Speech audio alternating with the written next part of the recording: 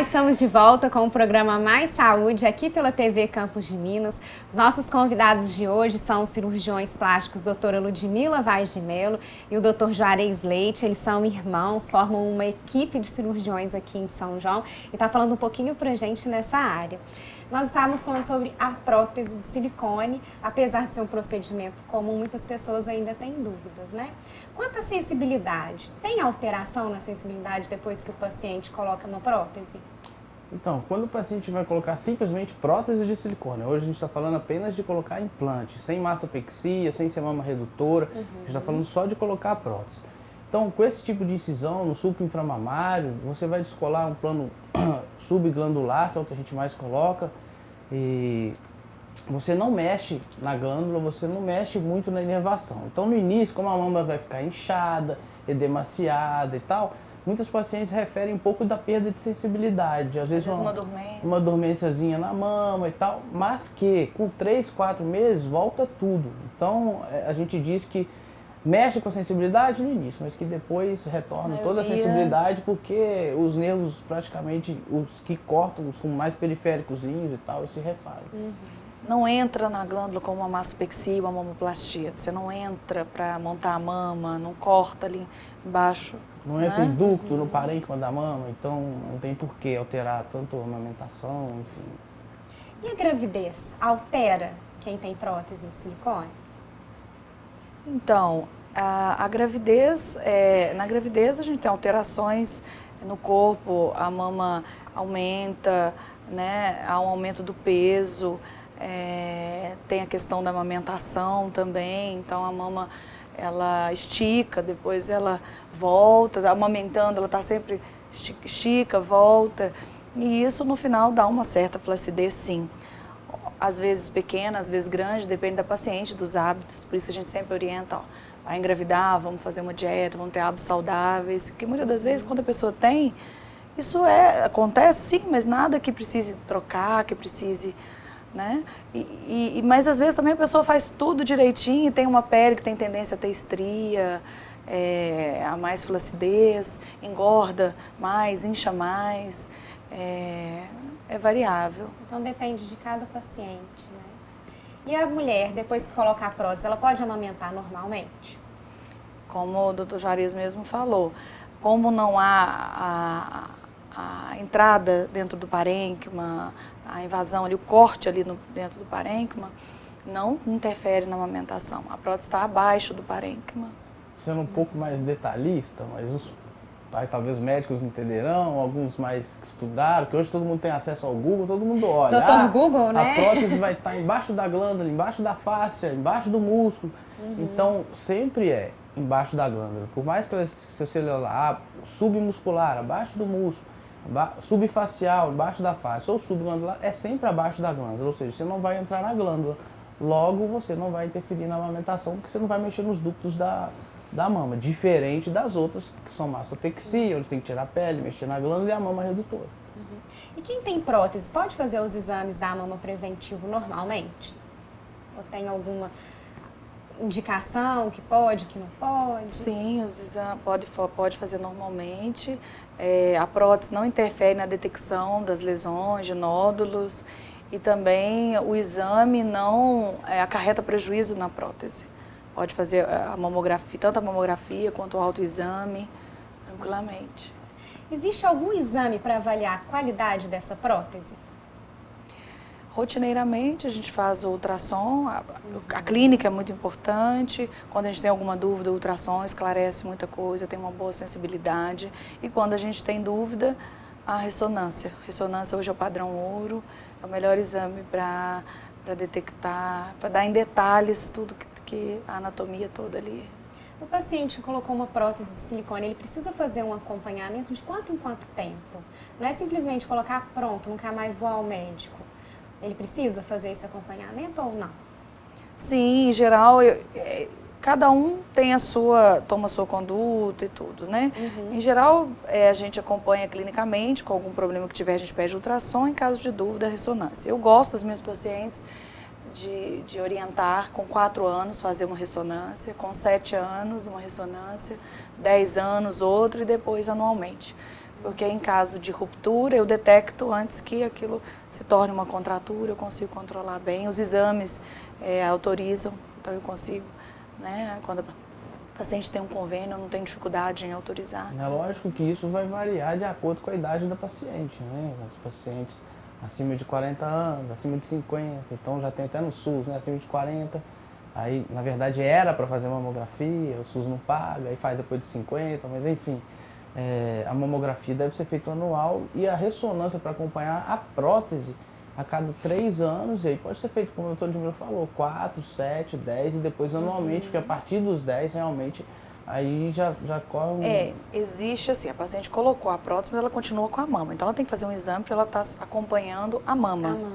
Né? Se ela pode desenvolver em algum momento nódulos, então ela tem que acompanhar. Então o melhor exame é a mamografia abaixo dos 35, acima dos 35 e o ultrassom abaixo dos 35. Para avaliar a prótese, a mamografia não é um melhor exame. É o ultrassom e o melhor ainda, o padrão ouro, é a ressonância. Por ser um custo maior, a gente não pede para todo mundo e nem há necessidade de pedir para todo mundo. Mas quando a gente tem dúvida, a gente sempre pede. É um exame que dá para a gente todo o detalhe, tudo que a gente precisa, até para programar uma cirurgia. Existe um preparo antes, pré-operatório, que o paciente deve fazer? Então, eu pessoalmente acho isso muito importante, né? Esse preparo, preparar a pele, hidratar a pele, então, antes de fazer a cirurgia. Então, a gente passa os hidratantes, tem os produtos que a gente gosta, então a gente orienta. Às vezes a paciente vem, programa, vou operar nas minhas férias, tem um tempo, então a gente hidrata a pele antes, tá? Passo também alguns antioxidantes, colágeno para ela estar tomando, isso ajuda bem, a gente vê que é muito importante. Oriento também, uma das coisas que os pacientes acham, às vezes vai operar, vou tomar um sol, vou ficar com uma marquinha porque eu vou operar, vai todo mundo. Então eu oriento, sabendo disso eu já oriento, não tome sol, não gosto, porque o sol mesmo, quando fica só, vou ficar vermelhinha, queimadinha, é uma queimadura, é um tipo de inflamação e isso interfere, na minha opinião, na cicatriz, então eu oriento que elas não tomem sol. Então é importante seguir corretamente. E alimentação, né? Alimentação, tem alguns alimentos que ajudam na cicatrização, outros que não, então no pós-operatório a gente orienta tudo isso. E como que é a anestesia para quem vai colocar a prótese? A anestesia, a gente gosta de trabalhar com anestesia geral. Por quê? Porque a paciente deita, dorme, acorda Cinderela. Mas é o efeito Cinderela. Mas por que eu digo isso? Porque às vezes tem paciente que é mais receosa, não quero ser cirurgia geral e tal. Então tem outras técnicas, você pode deixá-la só sedada. Local e sedação. E você faz uma anestesia local associada. Só que nesse tipo de paciente, ela pode acordar, mexer, sai da cirurgia falando que sentiu, que não gostou, que ficou escutando um monte de gente falando na sala, às vezes, mesmo que você faça o silêncio, aquela concentração cirúrgica, escuta barulho de material. Então, os pacientes que realmente, se você for fazer um questionário, elas gostam de dormir durante a cirurgia. E às vezes mas tem umas que pedem, a gente faz, né? Então assim, se a paciente quiser, não tem nenhuma contraindicação de fazer local mais sedação. Outra seria a anestesia geral. Também tem a pele dural, que muitos gostam de fazer também. É uma pele dural que dá uma anestesia bem boa na mão, inclusive de pós-operatório.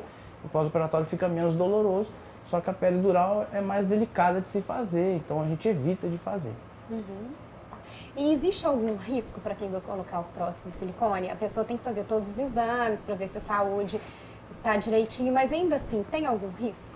Eu falo que a gente nunca fala que não tem risco, né? Eu brinco com minhas pacientes e falo que o risco é o risco de você sair na rua e ser atropelado. Ele é pequeno, mas existe, a gente nunca fala, mas a gente pede uma série de exames antes para que seja feito tudo dentro da maior segurança possível, ninguém vai fazer nada sem estar pedindo tudo isso. A gente também prepara o paciente, caso tenha o exame venha alterado, a gente prepara, controla tudo isso antes de fazer, então em geral, graças a Deus, né? E a cirurgia, se é a cirurgia de no máximo 1 hora e meia, então a cirurgia é bem tranquila. Rápido, um tempo cirúrgico rápido, gente pouco sangramento. Pra gente que é cirurgião plástico, é uma cirurgia cotidiana, todo dia quase, toda semana tem bastante, então E a paciente geralmente ela sabe, minha amiga operou, não sei quem operou, então os pacientes já chegam até mais tranquilos em relação a prótese, pálpebra, autoplastia, cirurgias mais cotidianas, elas sabem que é tranquilo. O medo realmente é em relação à anestesia, que elas ficam, não vou acordar, vou escutar, vou não sei o quê. Só que hoje a anestesia também está muito evoluída no mundo, no país, em São João del Rei. Quando eu vim de São Paulo, eu falei, como que vai ser lá?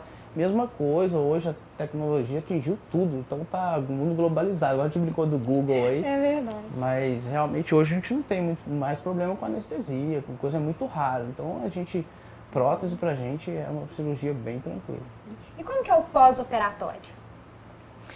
Eu oriento as pacientes não elevar o braço acima dos ombros, dirigir, lavar o cabelo ela mesma nos primeiros 20 dias. Eu falo que já sai caminhando, né? Operou do peito, não operou das pernas, tem que andar para prevenir a trombose. Não é uma cirurgia que comum de acontecer, mas a gente sempre orienta deambulação precoce. Musculação, peso abdominal, peso com os braços depois de 2, 3 meses. Então o pós-cirúrgico também é muito tranquilo.